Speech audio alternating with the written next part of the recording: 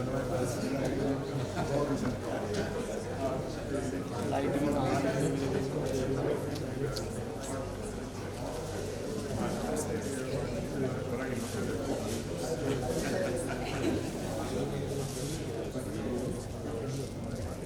request all of you to kindly settle down so that we can start our next session.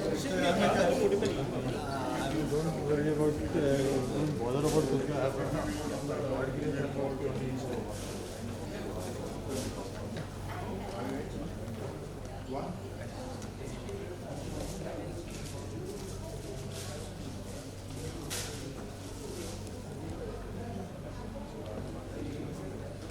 This session, expanding horizons for global partners in India's commercial space sector. India's space policy reforms are not just enabling, they are now inviting. With NSIL operationalizing commercial missions and in space opening new doors, foreign partnerships are no longer an ambition, they are reality. Just few months back, in fact last month we saw that India and France began discussions on co-developing next generation LEO. And we have seen international investors, and we are witnessing that from last 2 days as well, showing deeper interest in Indian space manufacturing. We have chair and moderator for this session, Dr. V.S. Hegde, former scientific secretary at ISRO and CMD of Antariksh. Please join me in welcoming our chair and moderator for this session, Mr. Hegde.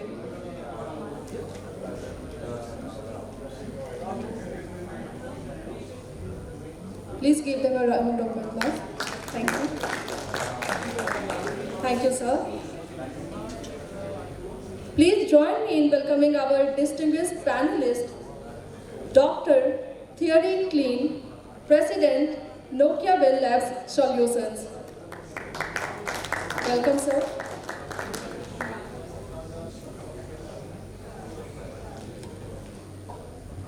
Next, we have Mr. Jaime Solano, Business Development Manager, DHV Technology.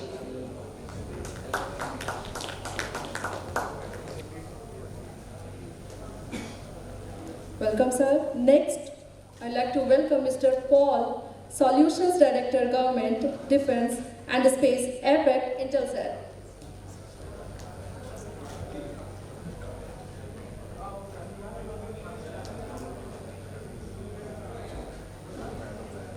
Thank you so much, sir. Next, we have Mr. Rakesh Bhan, Head of Space Manufacturing, TASL.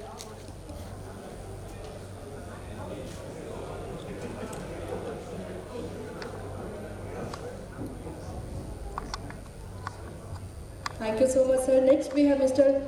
Kunal Raina, Global Partnership and Business Head, Excel Space Corporation. Let's give them a round of applause, and the stage is all yours, sir. Thank you.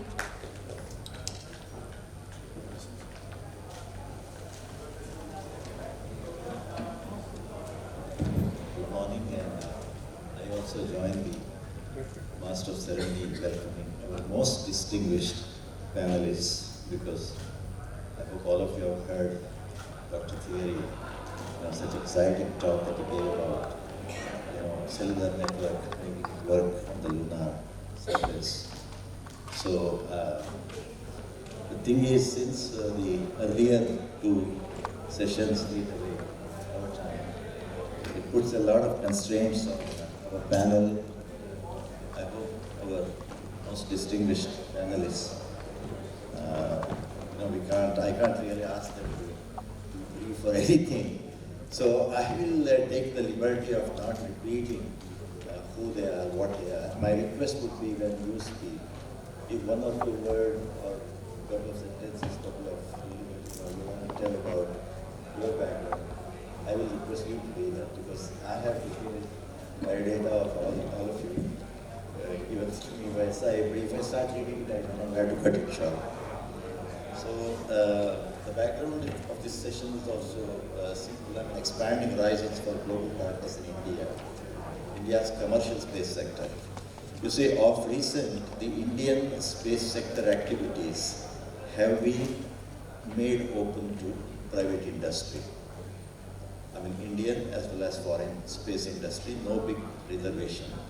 Earlier, everything was happening in India till recent, mostly driven by government, National Space Agency. See, Indian Space Research Organization, where I was there, I had my life there, 45 years.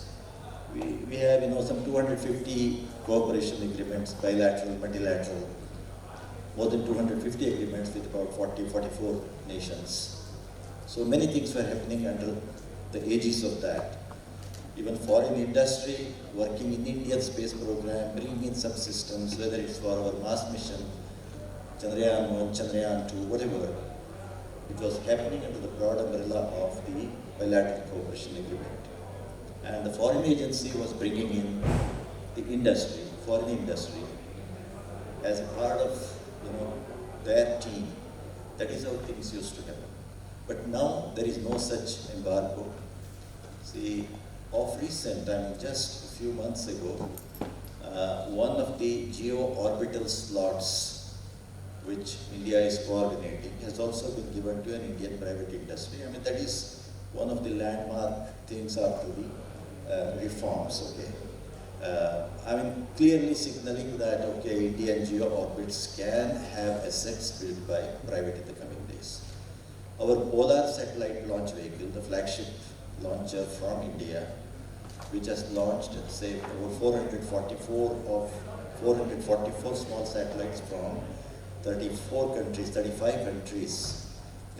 I must proudly say started with my time in Antariksh Corporation, 2011 onwards. So, doing well. Even that has been given to private now. A consortia of private industries manufacturing PSLV. The first industry-made PSLV can fly in the coming days. And so also, just a week ago, the small satellite launch vehicle developed by ISRO has also been given to private. So, I mean, from the government side, things are opening up very well. So, what we expect is in the coming days, there will be more of industry, I mean, Indian industry and foreign industry association participation in the Indian space program, and industry to industry partnership and collaboration, joint working together, manufacturing to R&D to innovation to whatever, and help us grow in India and also move together to help any other country across the globe. And a lot of technologies, you see, morning inaugural you must have heard. Earlier, because 1975 onwards I have been with ISRO. When we launched our first high resolution satellite, a lot of inquisitiveness by media and all. Oh, I understand you guys have launched a spy satellite. I mean, it was by and large believed that space program is only for civilian needs and developmental needs of the country. And if you see initial literature on ISRO, Indian space program started with the sole aim of national development. That was the kind of thing.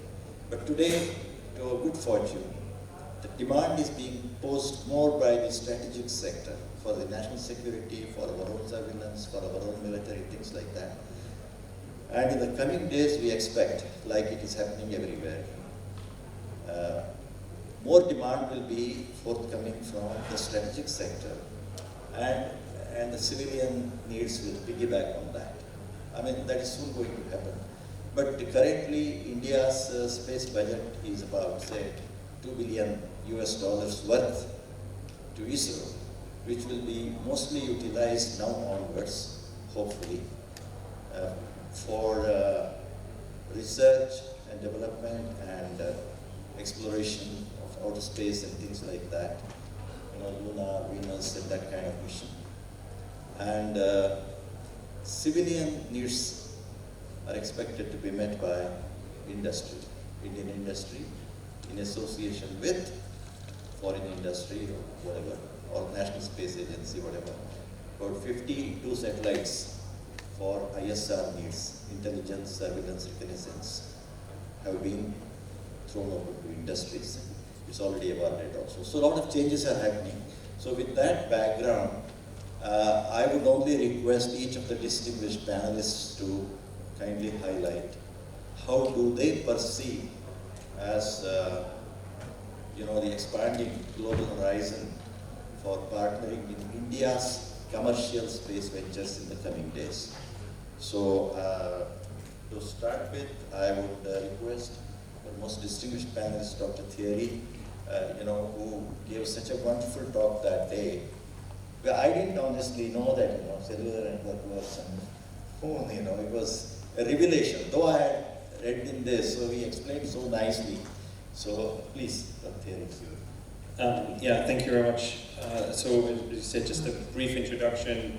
I'm leading Nokia Bell Labs, which is the research part of Nokia, and you probably all know Nokia as a telecom company, and I think in telecom everything is about collaboration and global partnerships, because my phone from the US works in India, your phone works anywhere in the world, and that's because we built this on standards. And so collaboration and joint technology development is key to the telecom industry. And I think what we see more and more in the space industry is these private-public partnerships.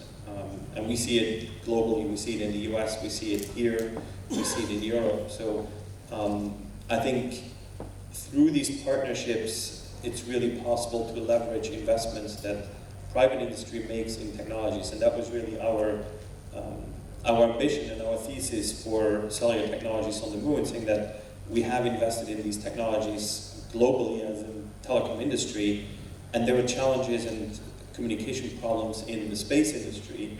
Why would we not leverage those same technologies? So by leveraging investments that we've made, understanding the customizations and the adaptations you have to make for new application domains, you can actually accelerate the technology development, you can accelerate the space exploration that is enabled by it.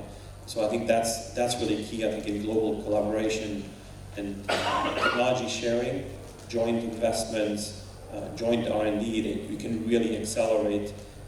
And quite frankly, the space industry, I think, is not quite as large as the telecom industry, so we cannot afford really to develop individual separate standards for each individual applications. I think we want to leverage technology investments as much as we can, and that's global. I think it's happening in India, it's happening in the space industry at large.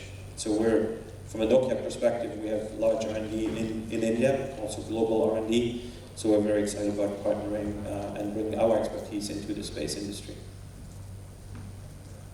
So encouraging to hear that.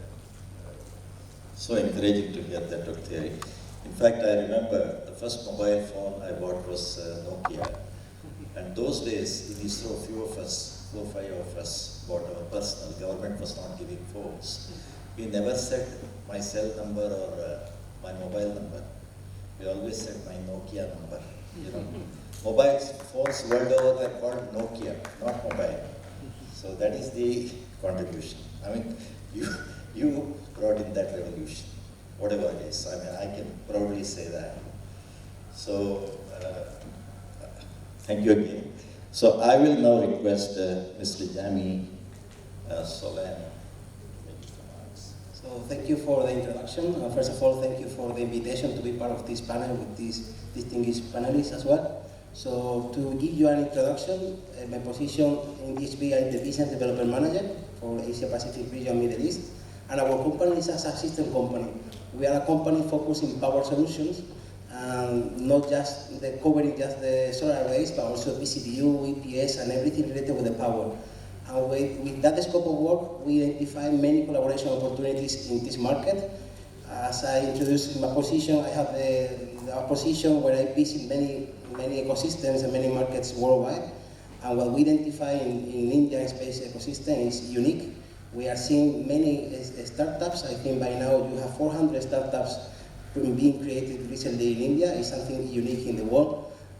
We consider that we have valuable opportunities here. We are already working with some Indian companies. As you can imagine, every satellite needs power. We are a company with presence in 40 different countries with a flight heritage of more than 400 satellites. And we feel that we can be supportive to many customers, just private and also government. We identify many initiations here about in-space and SIL being open to collaborate and to support international cooperations. By sharing design responsibilities, we can also share that we are also open to collaborate with India, going to market together and trying to support with our capabilities. We are a company involved in mass production constellations, so we are involved in 11 constellation programs worldwide. And this is the natural workflow that we identify here in India. These startups we mentioned, they are now building small CubeSats, maybe bigger platforms. Later they may go to microsats, and in the future they will go to mass production.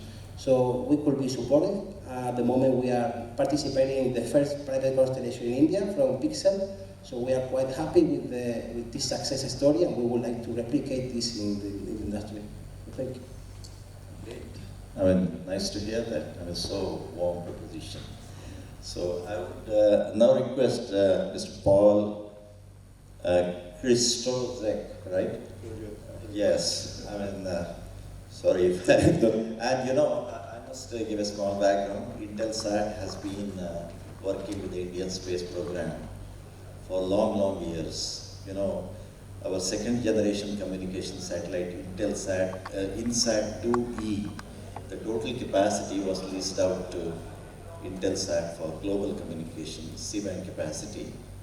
So that contract was between Antariksh Corporation and Intelsat. Of course, I was not the Chairman Managing Director at Antariksh. I was there from 2011 to 2016, but I was aware of this contract. So during my time, we missed working with them because Stephen Spengler had come with the team, you know, Patrick French and all that. So Intelsat was very keenly proposing their epic NG capacity or satellite to be built with Antariksh for India, which we did today.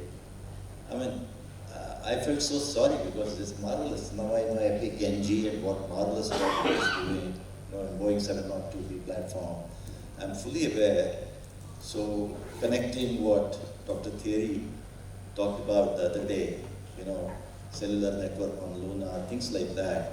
This kind of satellites which have digital synthesizing capacity of frequencies is going to play a very key role. And this session is privileged to have people like Dr. Thierry, you and all. So kindly, it's your turn to make remarks. Thank you for the intro.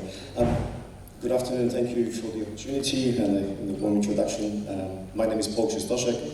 I'm from Intelsat Global Government Solutions team based in Australia, but I look after APAC. That's been kind of my territory for the last 20 years, so I'm familiar with the region. To your point, Intelsat is the veteran of the satellite industry.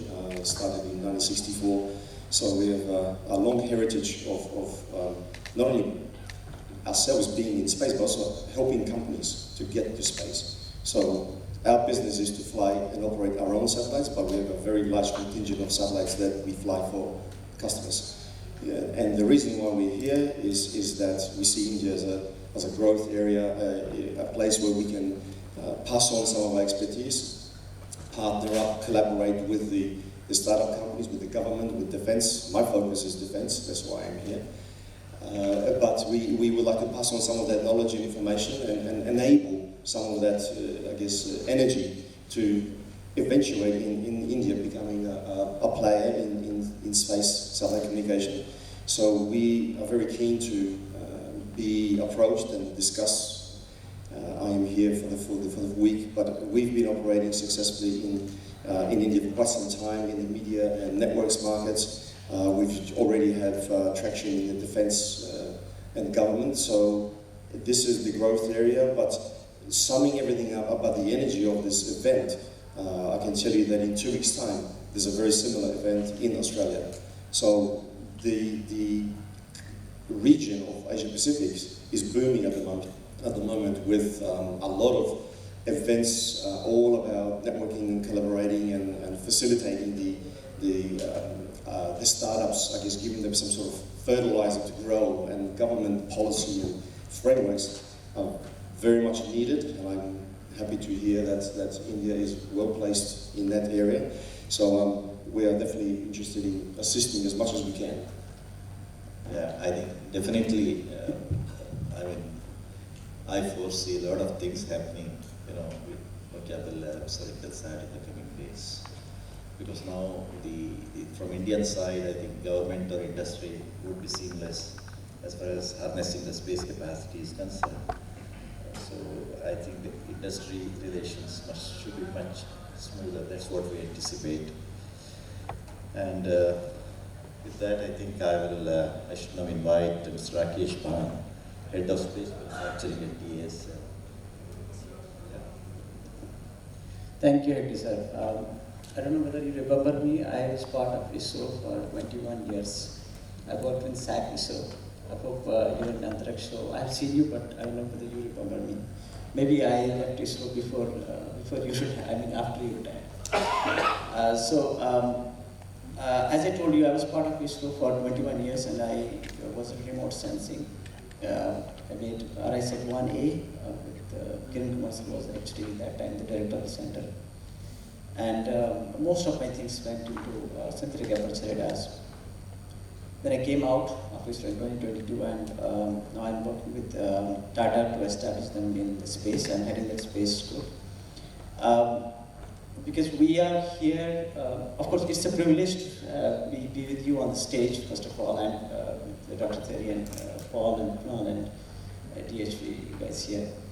I'll come down to a few of the introductions that I have the backgrounds of the things here, but let me put things here in a perspective. When we see it from the private perspective, typically from a larger industry, I have been with the startups for quite some time, and I know that pain also. What happens is that we are playing this game when the rules are set. We believe we should be in the net practice with the relaxed rules. Before this, there was a session typically about the SATCOM. I wished that I should have asked one question: what is the SATCOM vision of India? Rather than what is the SATCOM? We are ruling out, we are rolling out the rules, but not the vision right now for the SATCOM typically. Of course, EO, there is a vision, but I wish that SATCOM, somebody thinks about it. It's not only my job, it's everybody's job. SATCOM is something that everybody's part of it. We consume each and every day, each and every minute we consume the data. Where it comes from, a lot of data comes from the terrestrial, a lot comes from the fiber optics, and now we're shifting to, because managing this infrastructure is not easy, and it goes to the satellite now. But who rules the sky? Coming down to the panelists here, who rules the sky? When I was talking to Mr. Abil, Dr. Abil, now it is SES and Intelsat merger. And back then, 4 months back, he told me, we are merging with Intelsat. But I said, who rules the sky? Intelsat has already 100 plus satellites in the geo. So, but I think Intelsat was there when the rules were not that hard. Now, we as newcomers are facing that.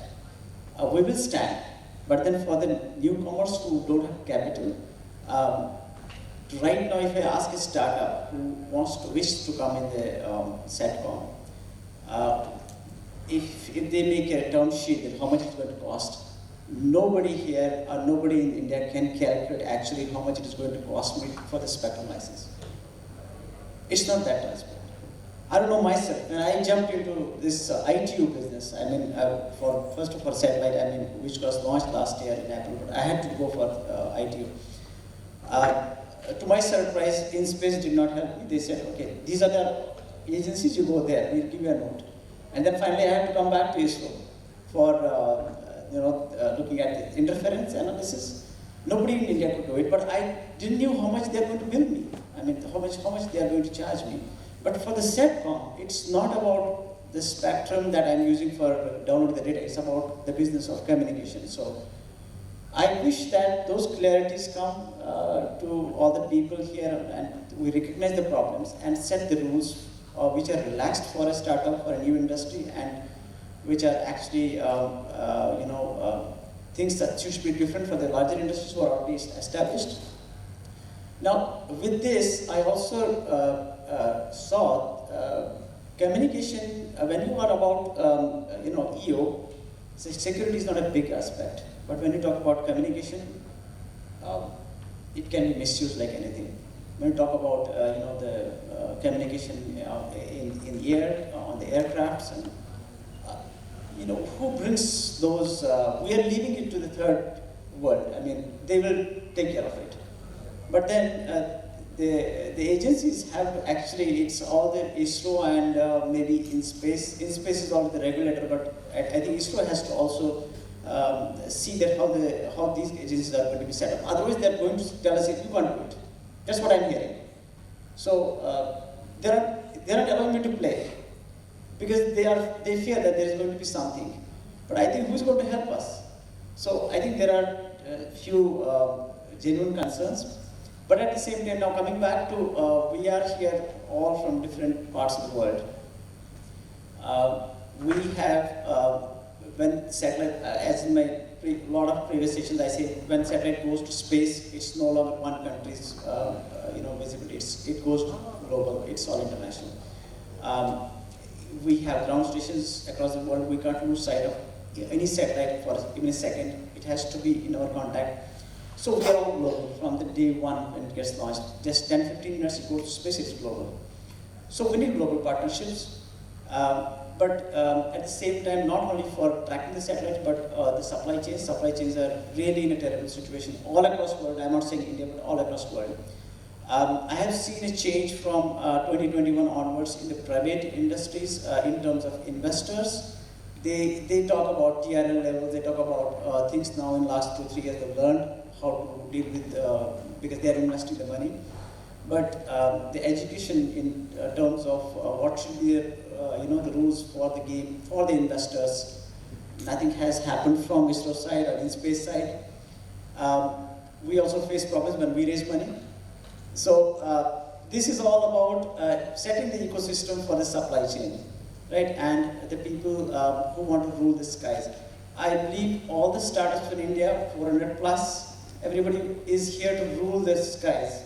But then the games of the rules should be fair enough for the larger industry or the small industry. These are a few of the questions I'm leaving this here for the further discussion. Though I don't take it as a formal answer with colleagues, but our association with Tatas has been extremely good because during my time 4C, 4CR and GSAT 24, 4CR and GSAT 24, I had the privilege of signing those contracts, and total capacity of those satellites were leased out to Tatas, Tata Play. And we also have been discussing all through with, Nelco, Tata Telenet Services, PJ Nath, so Harit, PJ Nath and all. At personal level, Dr. Raipa is there, Program Director SATCOM. Our working relations are extremely good through the years and through decades. But what's happening is, you please see overall budget of ISRO, less than 2 billion. And that is a portion to various priority programs related to national development and security. So, with the kind of budget, ISRO is not in a position to play the anchor role like in the West, government becoming the anchor customer for private. But that change, we are very sure it's going to come, because now a lot of demand is being posed on space sector assets or space assets, whether Earth observation or communication. And basically under the ISR, Intelligence Surveillance Reconnaissance title, tremendous demand is being posed, and slowly government will be forced to switch to becoming an anchor customer for private also. It is just 3 years after the reforms, and you see the defense and civilian people sitting on the same platform and discussing seamlessly and getting exposed to the technology, being spelled out by a lot of our research labs from abroad, India. I think change will come. It's like patience. But TASL being set up, getting into Earth observation, satellites manufacturing is a welcome sign. I mean, most welcome sign.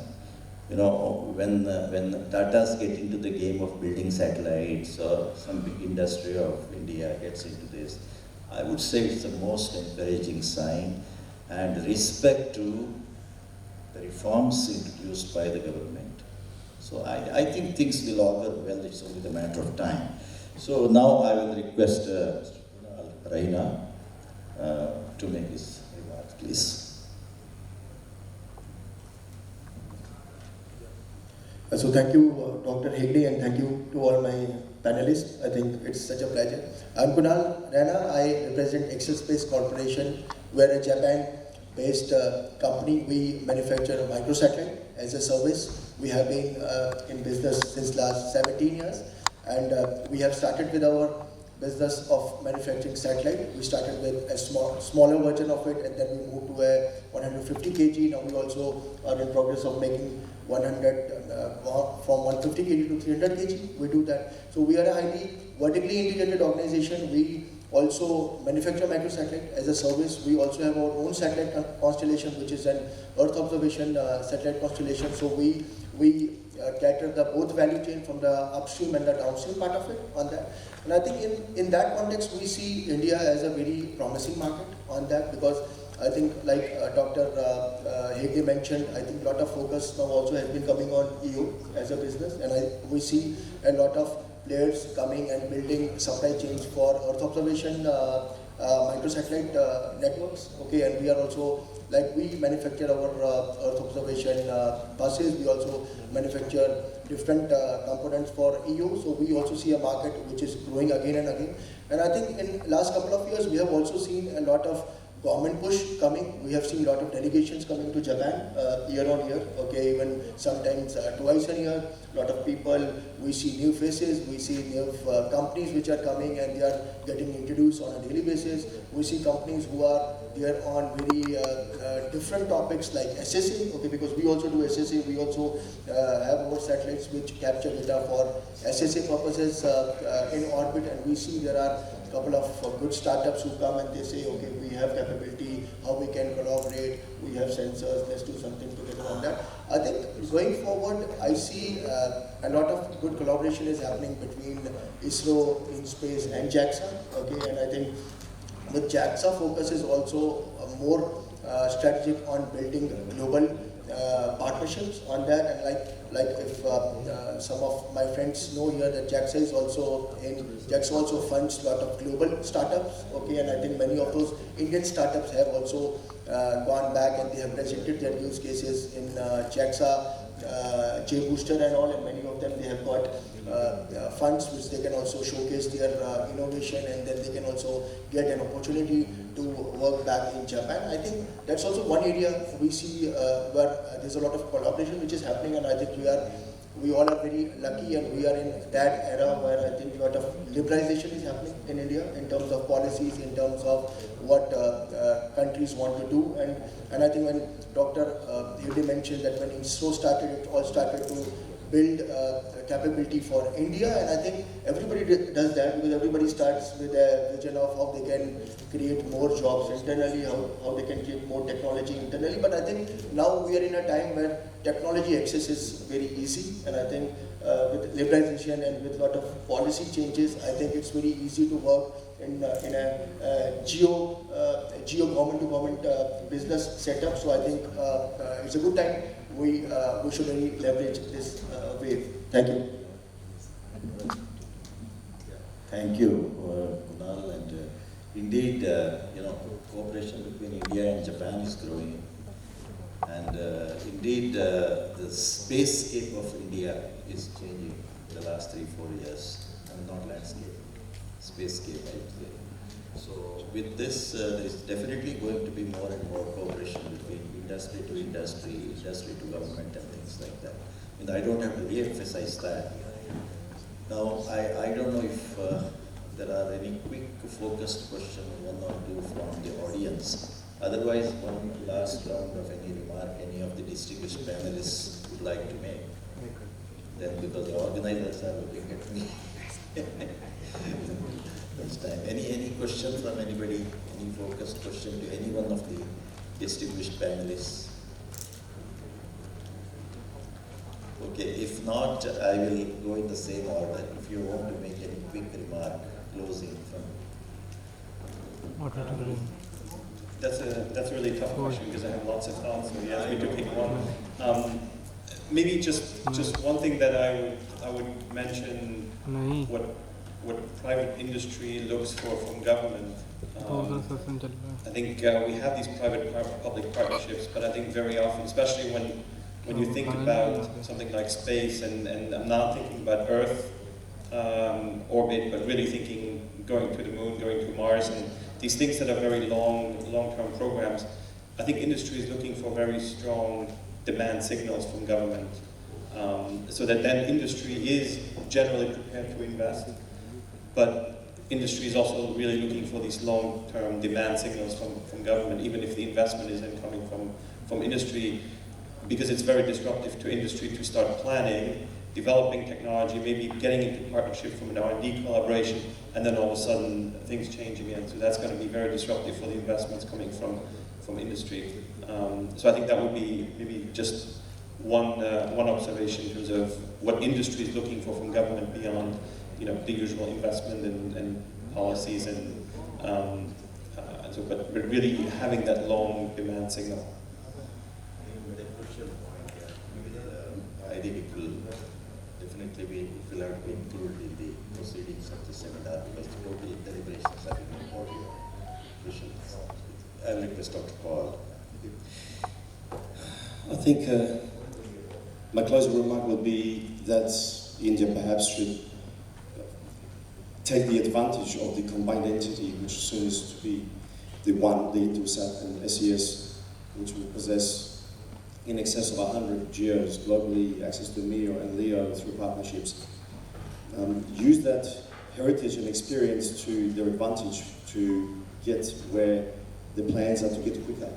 Because developing everything ground up is going to take time and investment. And I think even the issue of orbital slots, it's a tough process to obtain one. It's expensive and it's time consuming. I think it's a far quicker way to get there by approaching someone like Intelsat for the rights to share slots for hosted payloads, to put your payload up into space for comms or whatever they may be. So I think the heritage is here, the experience is here, we're here, and we basically are open for business to deal with the Indian market and startups as much as needed. So I think that we have enough to offer to be attractive, and I think that this being actively pursued in Australia, where I'm from. We work across Asia Pacific in a similar fashion, and I see no reason for this to be different here.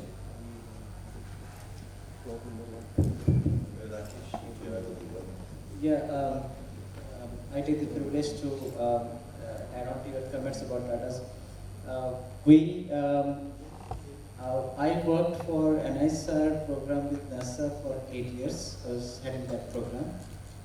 After coming out in 2022, when I joined TASL in 2023, I came to know that solar panels are coming from Tata Advanced Systems for the NISR program, which I came to know after 6 months. So Tata is huge that way. Tata has been doing a lot of things for space. The Gaganyaan, the complete module, is now with Tata's. The re-entry vehicle, that module, the re-entry of that module, that's made by the first prototype is made by Tata Galaxy. Of course, Tata Communications, Tata Play, you can say that way, and the Nalco. They are our partner agencies in this, actually in communication, and we are exploring a lot of things. Coming back to what I expect for larger industries' participation in this space program is that larger industries are good in scaling. We know our strength. The scaling in the sense is our segment is for making big things and scale it.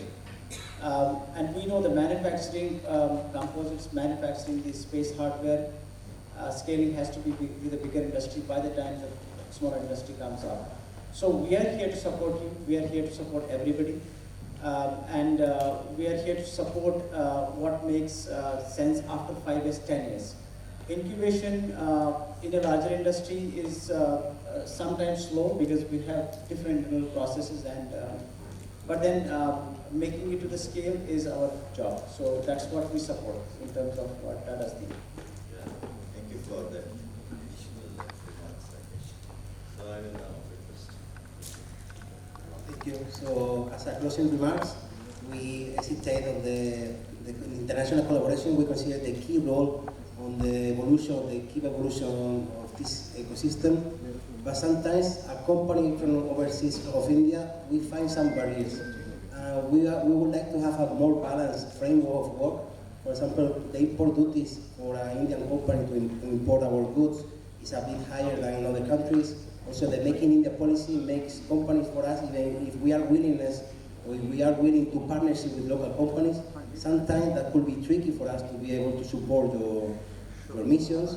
As in India, you have almost all the capabilities. Sometimes when you rely on critical components and you are looking for tier 9 solutions, more complex, more advanced, or mass production capabilities, you have to rely on third-party partners from overseas.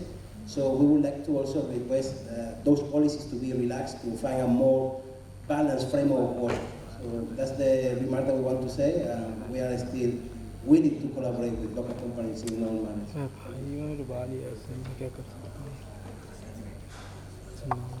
Thank you. As my closing remarks, I think, see, India has an advantage on agility development, and also because India was also very advanced when it comes to IT services, software development, agility models, and also a very cost-efficient models in India. So I think India has an advantage in many of the economies which are still trying to catch up on a cost efficiency and innovation part of it. I think that is something which I think Indian startups can leverage on that. And I think many times the agenda is also to always to find a low-hanging fruit in a specific region. For example, if an Indian startup is there, they will try to find business in India.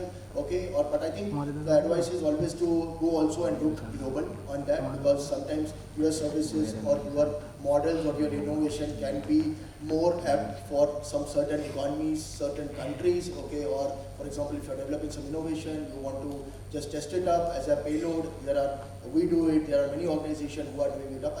I think going beyond your comfort zone is something which we suggest, because everybody wants to first go and look for a option in the neighborhood and then go beyond. But I think going beyond is always a better option, because you find a better solution or better partners. Thank you. Thanks a lot. I see Dr. Ayappa that you have any small one-line remark about it, because when I was talking about Intelsat APAC related discussions we had. I didn't see he's the right man, director of the SATCOM program office. But actually, putting different frequencies of the same satellite also depends on what coordination we have done for a given orbital slot. Otherwise, capacity in different bands doesn't make sense. Suppose we are coordinating only for KA. So, Dr. Ayappa, you can please. Yes, sir. I don't have any specific comments, but in general, I think there are a lot of opportunities to work together. I think that is the way forward. It's very difficult to focus doing everything in here only. There are niche areas where partnership makes more value addition. So I think there are a lot of opportunities. It can be translated into very implementable things. That's what I can say. Thank you. Dr. Ayappa, as director of the SATCOM program office and long-time colleague, he has been instrumental in giving away one of our orbital slots to geo-orbital slots to private industry to put up a KHES. So I just saw him, I thought. So, definitely I wouldn't have liked to close this session, because sitting with such distinguished panelists, I would have wished that session goes on for 1 more hour, but then we are all stuck by the clock. So please. Sorry for that, sir, but at the same time, I'm very grateful that you and all the distinguished panelists concluded it within a time. So thank you for that, and it was quite informative. And I'd like to just repeat what Mr. Rakesh was saying, that sky is no longer a limit, not even when it is coming to rule, because we see now, obviously from different dominated states, that they are trying to rule it. But that's for some other day to discuss. May I request our chair and moderator, Dr. V.S. Hegde, to please come forward to felicitate our distinguished panelists.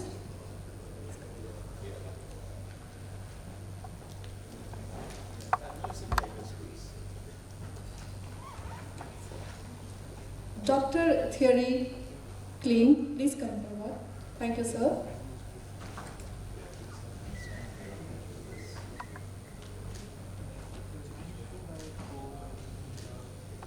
Mr. Jaime Solano.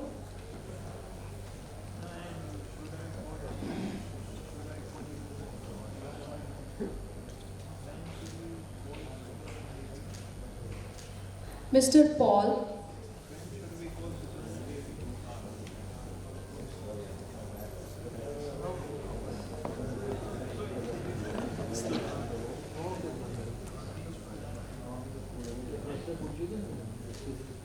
Mr. Rakesh Bhan.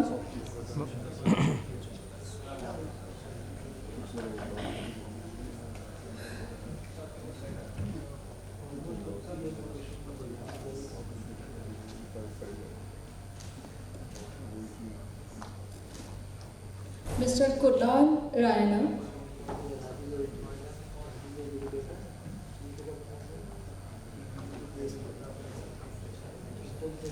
I request Mr. Ratan Srivastava, advisor SIA-INDIA, to felicitate our chair and moderator, V.S. Hegde, sir.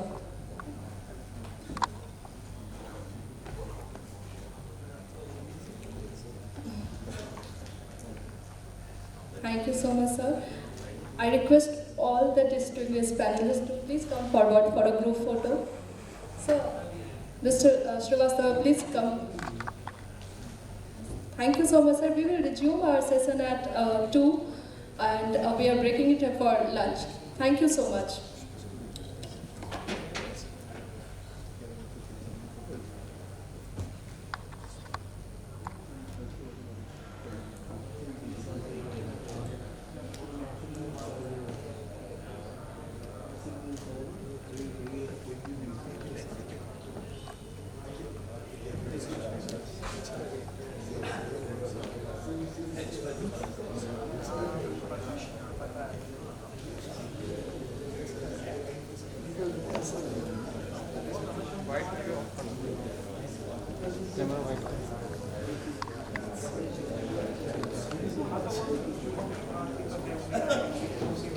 ये बंद कर दो।